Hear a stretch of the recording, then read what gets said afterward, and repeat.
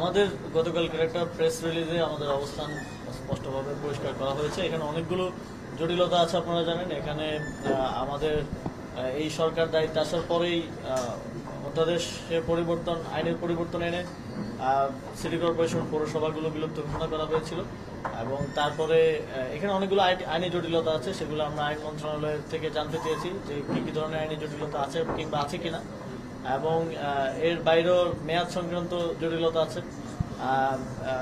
এর বাইরে আবার আমরা একটা লিগ্যাল নোটিশ পেয়েছি এবং আমাদেরকে বিবাদী করে রিটও করা হয়েছে যাতে শপথ গ্রহণ করতে না দেওয়া হয়। আমরা যতদূর জানি সেটা বিচারাধীন আছে।